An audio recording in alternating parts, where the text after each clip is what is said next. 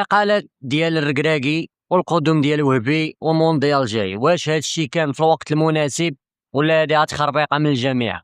هادشي اللي غادي نشوفو في هاد الفيديو.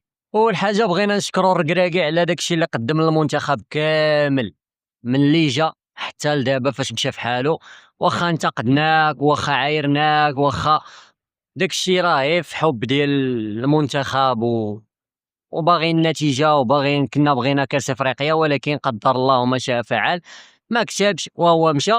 وجابوا لنا دابا السي محمد وهبي اللي مؤخرا دا كاس العالم مع الشباب، يعني هو ماشي غريب على المنتخب المغربي وماشي غريب على الكتيبة ديال السي القجع.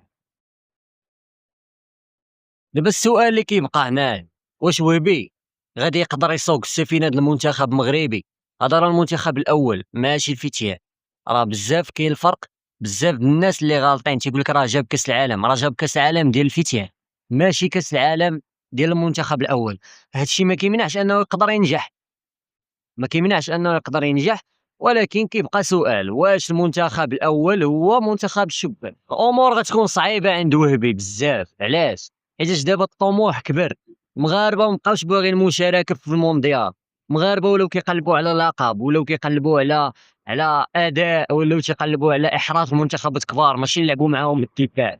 ولينا باغيين نلعبوا الكره، بغينا نشوفوا منتخب هجومي تيشد الكره وما تيديرش الدفاع، منتخب اللي ملي نلعبوا مع فرق اللي تيديروا لنا الدفاع نعرفوا كيفاش نفكوا وندخلوه، ماشي كنلعبوا مع منتخب كيدير بلوك با كنحصلوا معاه صافي، بحال اللي وقع لينا في كاس افريقيا تنزانيا وزيد شحال من فرق. اللي غنقولوا دابا هو كنتمناو ان محمد وهبي يقدر ينجح في هذه المهمه هذه، واخا الفتره اللي جات شويه صعيبه لان ما بقى والو، المونديال عنده جوج الماتشات وديين وهو راه كيطالب بالمباراه الثالثه. كنتمناو باش يتوفق وحتى المؤشرات والظروف كلها مواتية، كنتمناو باش يتوفق. وشنو كتشوفوا نتوما، واش الإقالة ديال الركراكي في هاد الظرفية كانت شي حاجة اللي مناسبة، خصوصا أنه ولا مكشوف كلشي ولا عارفو، أو لا هادي تخربيقة كنا نتسناو حتى يدوز المونديال؟